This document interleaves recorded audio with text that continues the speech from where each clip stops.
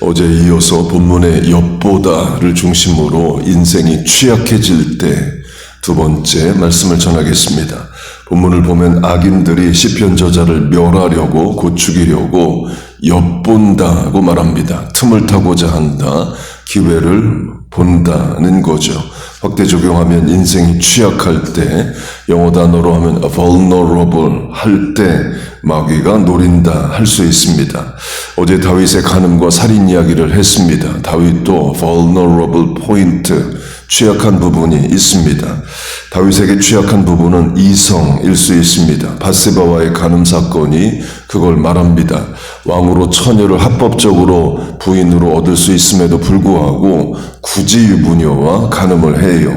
그리고 살인도 하죠. 다윗의 취약 부분이 여자라면 마귀는 이성으로 다윗을 유혹합니다.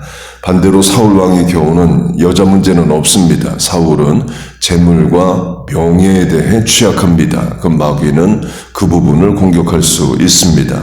사무엘상 15장을 보면 하나님이 사울에게 아말렉을 진멸하라는 명령을 내리십니다. 출애굽기와 신명기를 보면 이스라엘이 광야에 있을 때에 아말렉이 이스라엘을 공격한 것에 대한 하나님의 진노요 심판입니다. 그런데 광야 40년 그때 안 하시고 사울 왕 때에 하십니다. 시간적으로는 400년이나 지난 뒤에야 심판하신다 하십니다. 하나님이 400년 전에 일에 대한 심판을 명하셔요. 적용하면 당장에 하나님이 심판하지 않으신다고 해서 심판이 없는 게 아닙니다. 하나님의 때에 하나님의 방법으로 심판하십니다. 본문으로 하면 저자가 176절이나 되는 긴 기도를 악인, 원수의 문제로 기도합니다. 그렇게 길게 기도해도 당장 문제가 해결이 안 돼요. 그러나 분명한 것은 하나님의 때에 하나님의 방법으로 반드시 심판하십니다. 성도의 신원을 풀어주셔요. 이사에서는 하나님을 God of Vengeance, 복수하시는 하나님으로 말합니다. 로마서는 원수 갚는 것이 내게 있다. 하나님이 성도의 원수를 갚아주신다 말합니다. 그래서 성도가 복수 안 해도 원수 갚지 않아도 분명한 하나님의 심판이 원수에게 있어요. 그런데 시간과 방법이 내 생각대로 안 됩니다. 그걸 인정하는 것도 신앙입니다.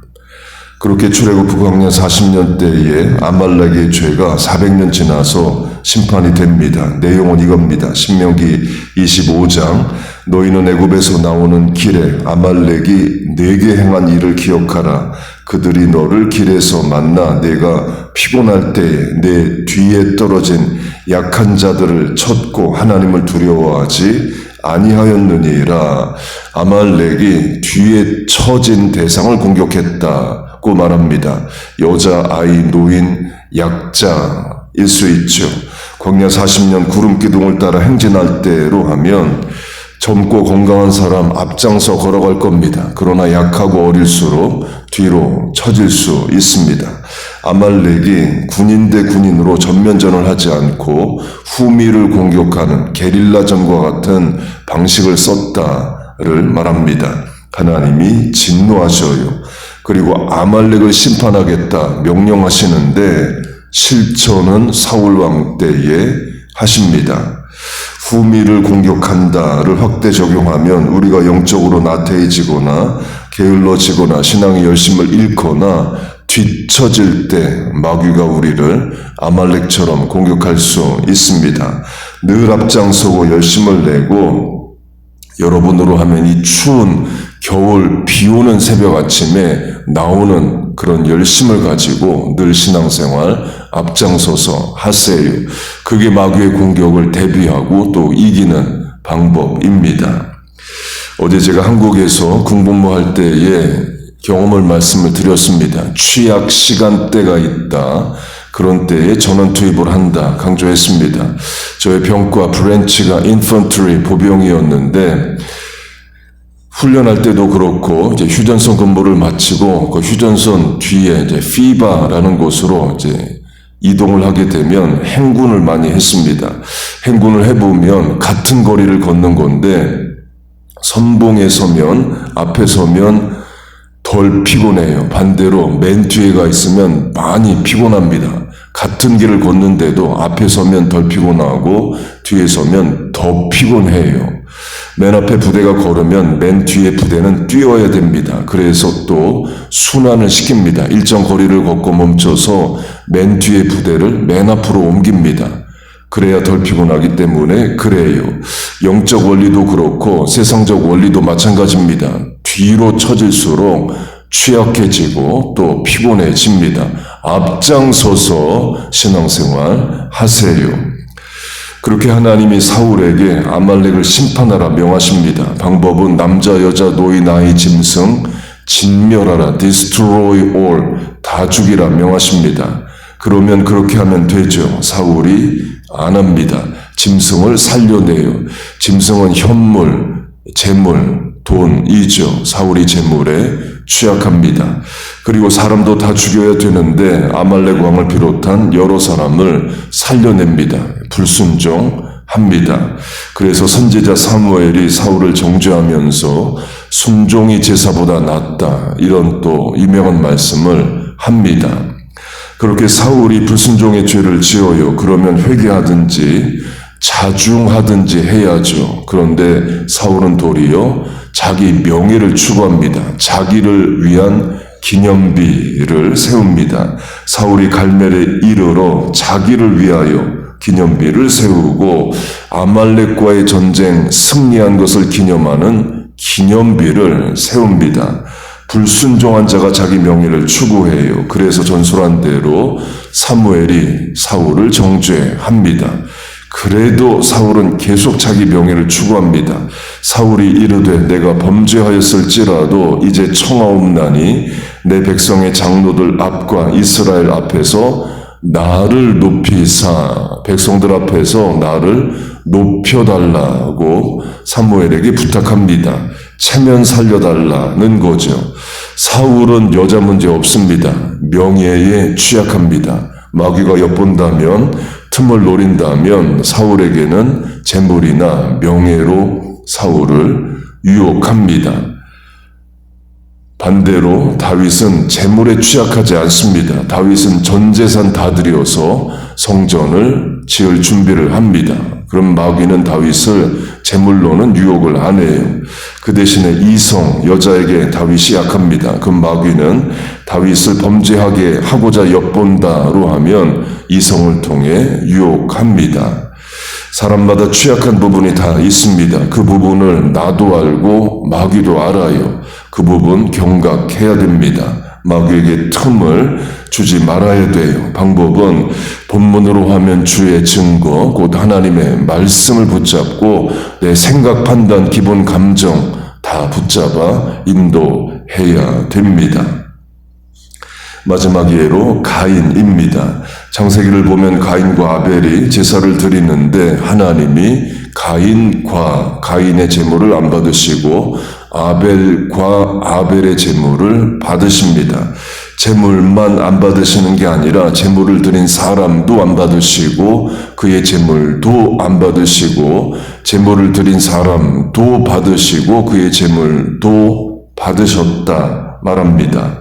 그렇게 아벨과 가인이 제사를 드리는데 가인도 제물도 연락이 안 돼요. 반면에 아벨과 제물은 연락이 됩니다. 가인이 분노합니다. 몹시 분하여 안색이 변하니로 몹시라는 부사가 쓰일 정도로 분노합니다. 분노는 감정이죠. 하나님이 가인의 감정에 경고하십니다. 내가 분하여 함은 어찌 미냐, 안색이 변하면 어찌 됨이냐. 죄가 문 앞에 엎드려 있느니라. 죄가 너를 원하나 너는 죄를 다스릴지니라. 분노를 다스리라, 곧 감정을 다스리라를 경고하십니다. 죄가 문 앞에 엎드려 있다를 본문으로 확대 적용하면 죄가 가인의 문 앞에서, 아직은 문 안에 있는 겁니다. 나오기를 엿보고 있는 거죠. 그리고도 엎드려 있다라는 것은 자세를 웅크리고 있다, 실제보다 작은 상태로 보이게 한다는 거죠. 곧 죄가 당장엔 작게 보이지만 그 웅크려 있던 거, 엎드려 있던 죄가 일어나면 큰 죄로 되는 것처럼 죄가 가인의 틈을 노리고 있어요. 하나님이 경고까지 하십니다. 그러나 가인은 분노를 다스리지 못하고 아벨을 죽입니다. 마귀 역사에 따로 하면 마귀가 가인의 감정이 취약할 때, 분노했을 때 틈을 탑니다. 사람에게 지정의, 지식 곧 이성과 감정과 의지 세 부분이 있습니다. 이 중 가장 센 게 감정입니다. 기분 나쁘면 이성적 판단도 의지도 다 무력화됩니다. 감정이 가장 세요. 다윗으로 하면 여자를 보고 음욕, 감정의 충동을 받습니다. 이성적 판단, 의지 무력화됩니다. 10계명 6번 살인하지 말라, 7번 간음하지 말라, 10번 내 이웃의 아내를 취하지 말라. 모르는 게 아닙니다. 이성적으로 다 알지만 의지도 작동이 안 되고 결국 감정의 충동대로 간음하고 살인합니다. 우리로 하면 안 되는 줄 알면서 왜 그랬을까의 부분은 주로 감정의 부분입니다. 주로 또 분노이죠. 화가 난 상태에서 하는 말과 행동은 이성을 잃게 만들고 후회할 일을 만듭니다. 그렇게 가인의 경우 감정 분노가 vulnerable 포인트일 수 있습니다. 그러면 마귀는 가인을 분노하게 만듭니다. 적용하면 나도 취약한 부분이 있습니다. 사울처럼 명예나 재물일 수 있고 다윗처럼 이성일 수 있고 가인처럼 감정일 수 있습니다. 또는 열등감, 자존심, 비교의식, 성취욕, 자기 과시, 과장하는 버릇, 거짓말, 칭찬에 약한 것 이런 것일 수 있어요. 또는 어떤 대상, 사람일 수 있습니다. 과거의 부모님 이야기 나오면 이성을 잃거나 자식 누구 이야기 나오면 과도하게 반응하거나 할 수 있습니다. 그러면 마귀는 그 부분을 공략합니다. 물론 또 모든 걸 마귀에게 다 탓할 수는 없습니다. 내 안의 죄성이 발현해서 또 사고칠 수도 있는 겁니다. 우리가 하루에 한 가지씩 다른 종목의 죄를 만 가지 죄로 짓는 게 아닙니다. 어제 지은 죄 오늘 또 짓고 오늘 지은 죄 내일 죄 또 짓는 것처럼 취약한 죄를 반복할 수 있어요. 하나님께서 나의 취약한 부분을 막아주시고 지켜주시기를 바랍니다. 자녀의 취약한 부분을 하나님께서 막아주시고 보호해 주시기를 바라요. 말씀의 방패와 산성이 되어주시길 바랍니다. 본문으로 하면 주의 증거가 우리를 지키는 보호막이 되기를 바랍니다. 그렇게 하나님께서 우리와 자녀의 지정, 의도, 생각, 판단, 감정, 실천도 만남도 다 지키시고 인도하여 주시기를 주의 이름으로 축복하고 축원합니다. 아멘. 기도하겠습니다.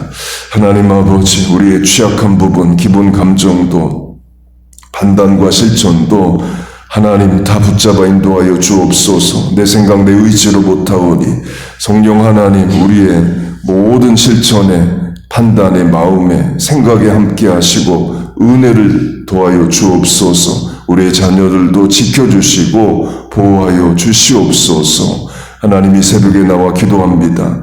앞장선 시간에 기도하고 앞장서서 신앙생활합니다. 이 실천의 은혜와 복을 주시고 이 아침의 간구에 응답하여 주옵소서. 예수님의 이름으로 기도하옵나이다. 아멘.